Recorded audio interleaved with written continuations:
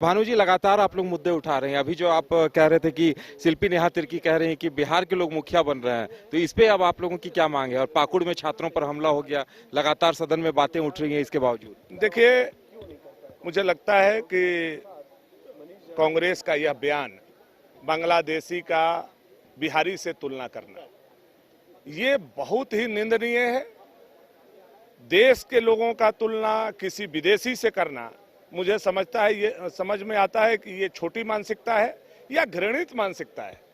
देखने का नजरिया देश के लोगों के लिए और विदेशी लोगों के लिए अलग अलग दृष्टि होती है। लेकिन दुर्भाग्य है कि ऐसे ऐसे लोग कांग्रेस में हैं और कांग्रेस के लोग उसको बैकअप देते हैं, और वो फिर बिहार में भी लड़ेंगे, वो झारखंड में भी लड़ेंगे, देश में भी लड़ेंगे, और लोग उनको वोट भी करते हैं, जबकि उनकी सोच इतनी संकीर्ण है।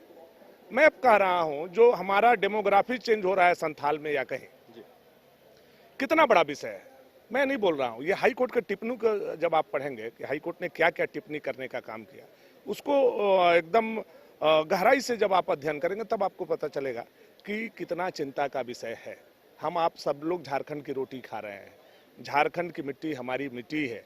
अब हमारी मिट्टी पर एक तरह से आक्रमणकारी की तरह वो आ रहे हैं। हमारी बेटी पर भी दृष्टि है उनकी, हमारी माटी पर भी है, और हमारी रोटी पर भी उनकी दृष्टि पड़ गई है। तो हम उसके खिलाफ लड़ेंगे कि नहीं लड़ेंगे?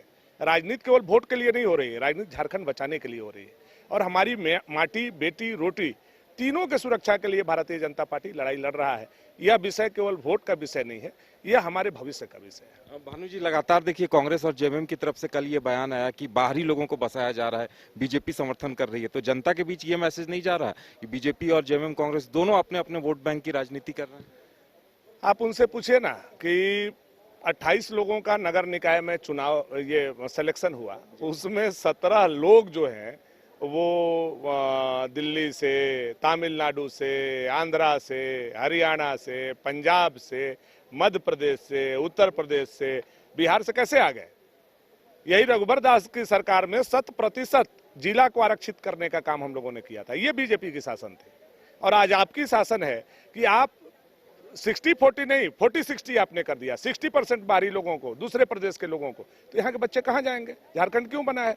जब तृतीय और चतुर्थ श्रेणी में भी झारखंड के लोग, झारखंड के बच्चे यहाँ नहीं नौकरी कर पाएंगे, तो बताइए झारखंड बनने का क्या औचित्य है?